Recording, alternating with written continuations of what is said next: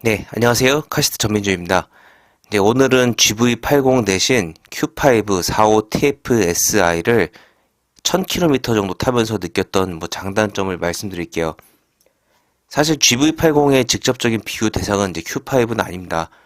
Q5의 직접적인 비교 대상은 제네시스 GV70, BMW X3, 벤츠 GLC 정도 되겠는데요.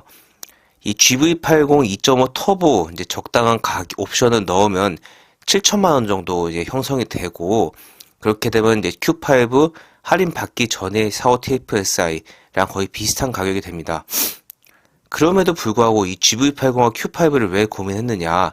그 이유는 아무래도 저보다는 저희 아내가 평일에 주로 운행을 좀 많이 하고, 이제 저 같은 경우는 주말에만 가족들과 여행 갈 때 이 패밀리카로 쓰기 때문에 이 GV80 큰 차를 저희 아내가 몰기엔 좀 부담스러울 것 같아서 당연히 이제 Q5에 눈에 들어왔고, 특히나 쿠페형 라인 이 디자인 부분에서 좀 더 여성분들이 선호할 것 같다는 생각이 들어서 이 GV80 대신 이제 Q5를 선택을 했고 이제 리뷰를 진행을 하게 되었습니다.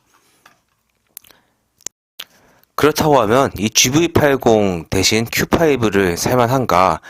이 Q5의 장점부터 이제 먼저 말씀드릴게요. 이제 물론 단점도 있습니다. 일단 Q5 주행 안정감과 승차감이 너무 좋습니다. 이 제가 Q5를 타면서 가장 만족스러웠던 두 가지 부분이 이 주행 안정감과 승차감이었어요. 현재 이 차의 휠은 19인치, 타이어는 순정, 미쉐린 레티튜드 3, 약간 스포츠성이 있는 이제 럼플렛 상품인데, 이 타이어 특징은 주행 부분에서는 회전 저항력을 높이고 제동 거리를 짧게 가정하는 것입니다. 그래서 이 진가가 언제 드러나냐면 도심에서는 살살 불면 잘 느껴지지 않아요. 그런데 저속이든 고속이든 격하게 하면 노면을 꽉 잡아주면서 움켜쥐고 가는 느낌이 이제 정말 좋습니다. 특히 이 타이어 자체가 젖은 노면에서 접지력을 강화한 제품이어서 어제나 오늘처럼 눈길이나 빗길에서 아우디 q4와 상당히 조화를 잘 이룬다는 느낌이었어요. 이 Q5 승차감은 무게중심이 다른 차종보다는 낮은 느낌이 들면서 안정감 있고 낮게 깔려가는 느낌이 들어요. 이거는 살짝 위에 붕 떠서 가는 제네시스나 BMW에서는 못 느끼는 약간 차별화한 Q5의 경쟁력 있는 요소라고 생각을 합니다. 자, 그럼 이 Q5 가속 제 설명 없이 한번 잠깐 느껴보시죠.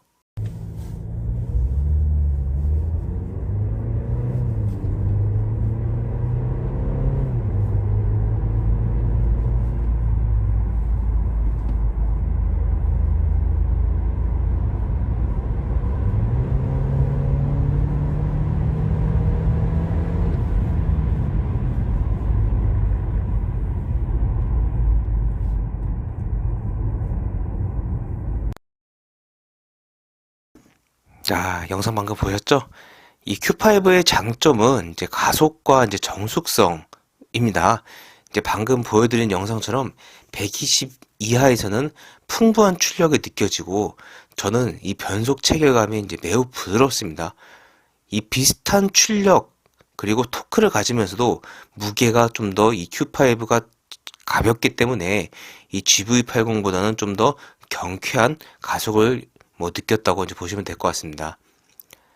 정숙성은 솔직히 이중접합 차음유리가 아니라는 게 좀 속상하고 원가 절감이 들어갔다 이런 느낌이 들지만 그래도 풍절음과 외부 소음은 많이 느껴지지 않습니다. 상당히 정숙한 편이에요. 네, 다음은 2열 공간입니다. 솔직히 2열 공간은 GV80과 직접적인 비교를 할 수가 없어요. 하지만 이 차 자체만 봤을 때 2열 공간도 이제 넉넉한 편입니다. 가운데 센터 터널이 볼록 솟아 있지만 레그룸이나 좌우 폭도 4인 가족이 타기에는 여유 있는 편이고요. 리클라이닝 기능이 되는 거나 선쉐이드는 약간 보너스처럼 느껴졌어요. 특히 이 차가 쿠페형 라인이기 때문에 헤드룸이 손해보지 않나 하는 걱정이 있었는데 요즘 쿠페형 차들은 세단도 그렇고 SUV도 예전과 다르게 탑승하는 공간은 넉넉하게 이제 빼둔 편이라서 성인이 앉았을 때도 크게 답답함은 느껴지지 않았어요. 근데 물론 일반 SUV보다는 실제 탑승할 때 약간 뭐 머리에 걸리는 부분이 있는데 실제 탑승하고 나서는 그렇게 크게 걸리는 편은 없습니다. 다만 쿠페형 라인이어서 개방감에 있는 2열 창문이나 일본 SUV와 같은 광활한 썬루프는 기대하기 어렵죠. 트렁크는 디럭스 유모차 하나랑 간이 유모차 하나 정도 넣을 수 있고요. 뭐 이것도 이제 GV80과 좀 직접적으로 비교하기는 좀 어려운 부분인 것 같습니다. 골프 가방은 2개 정도는 여유 있게 적재할 수 있어요. 그래도 동급에서는 가장 넓은 편이라 생각이 듭니다. 그러니까 2열 공간과 트렁크는 직접적으로 GV80과 비교할 수 없지만 그래도 뭐 이 차에서 나름 쓸만하다 이렇게 이제 봐주시면 좋을 것 같습니다. 연비는 솔직히 좀 아쉬운 편입니다. 이 GV80과 뭐 그렇게 크게 차이가 안 난다고 말씀드릴 만큼 이 Q5 연비 솔직히 약간 좀 아쉬운 부분입니다. 지금 제가 영상에서는 담지 못했는데 강남에서 분당까지 도심 평균 연비는 6에서 7 나왔고요.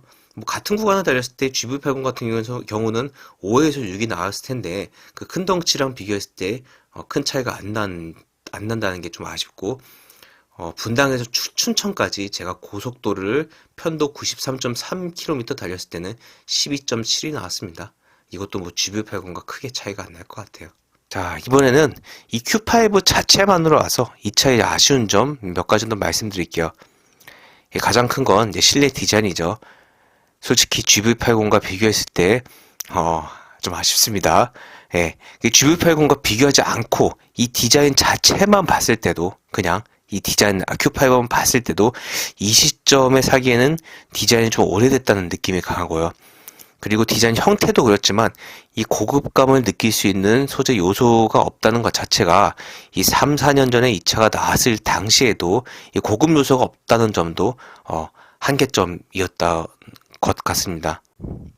두 번째로는 좁은 공간을 통과할 때 어라운드 뷰 카메라가 작동하지 않고 이 가운데 중앙 디스플레이에 센서 화면만 뜨는 건데 지금 제가 통과하는 곳은 96년에 설립한 이마트 분당점인데요. 여기는 전국 이마트 중에서도 공간이 좁고 주차하기 정말 불편한 걸로 유명하죠. 특히 1층부터 5층까지 올라가는데 폭이 가장 좁고 지금 제가 내려가는 구간은 4층에서 1층으로 내려가는 곳인데 이 좁은 공간을 통과할 때 어라운드 뷰는커녕 자동으로 센서가 반응해서 중앙 디스플레이 화면에 뜨지 않아요. 지금 화면에서 보시는 것처럼. 그래서 이 센서 민감도나 반응 속도, 특히 이 차를 평소에 운전이 좀 어설프신 분들이 탔을 때는 굉장히 좀 안전 부분에서 아쉽다는 생각이 듭니다. 저희 아내 같았으면 분명히 한 번 정도는 긁을 것 같아요. 인포테인먼트에서는 계기판이나 HUD가 안드로이드 연동이 안 된다는 점이죠. 순정은 지금 보신 것처럼 연동이 돼요. 다만 이 순정 내비의 단점은 우회전이나 좌회전 할 때 내비상 안내 거리가 실제 거리랑 차이가 매우 큽니다. 다시 말씀드리면 내비에서는 바로 좌회전이나 우회전 해야 할 것처럼 가까이 나오는데 실제는 거리가 상당히 떨어져 있는 부분이 헷갈리는 요소였고요. 그리고 히터를 틀었을 때 조수석 앞에서 바람 소리가 너무 큽니다. 한번 들어보시죠.